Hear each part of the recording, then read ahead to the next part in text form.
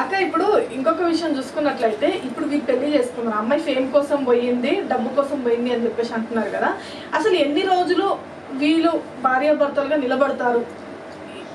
Almost ఇది complete అయ్యాక అంతే అంతే, తర్వాత ఇంకా బ్రేకప్? ఆయన ఫేమ్ మొత్తం పోయినాక ఇంకా ఆమె ఏం చెప్తుంది? అంటే ఇప్పుడు ఫేమ్ డబ్బు తీసుకొని జంప్ అమ్మాయి. ఇప్పుడు సరే, ఇప్పుడు ఇంకొకటి క్లియర్గా మాట్లాడుకుందాం.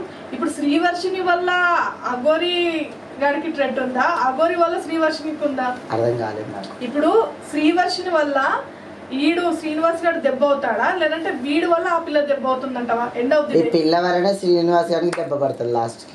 అంతే, ఈ పిల్ల వల్లనే. అయితే కరెక్ట్ ఎట్లా కూడా చెప్తే ఇక్కడ నేను ఇన్ని రోజులు ఈడు సనాతన ధర్మము, నేను పెళ్లి చేసుకోను, చచ్చిపోయిన శవం, ఒక ఆడపిల్ల శవం మీకు పుస్త చేసుకొని నేను వేసుకుంటాను అవి మాట్లాడిన కొడుకు ఈ పిల్లల్ని పెళ్లి చేసుకుని డూపంటే వెళ్ళిపోయింది. ఉన్నన్ని రోజులు ఉంటుంది.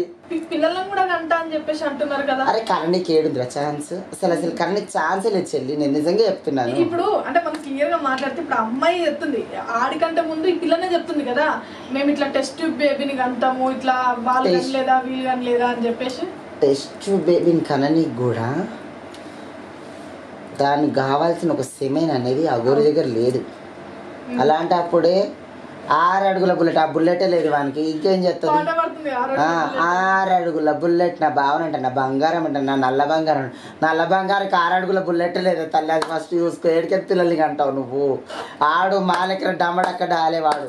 ఇంకా కొన్ని రోజులు అయితే బాడీలో హార్మోన్స్ చేంజ్ అయ్యి లేడీ హార్మోన్స్ వస్తాయి చూడు, ఆ రోజు నిన్ను కాకుండా ఒక మొగంతో వండుకున్నాడు అప్పుడు తెలుస్తుంది. ట్రాన్స్జెండర్ సిజేరింగ్ చేయించుకోగానే కాదమ్మా, కొన్ని రోజులు అయితే నాకు అది హార్మోన్స్ చేంజ్ అయ్యి లేడీ హార్మోన్స్ వస్తాయి చూడు, అప్పుడు కానీ మగోళ్ళ మీద మోజు ఊతి మగోళ్ళతో చేసుకుంటాడు అప్పుడు.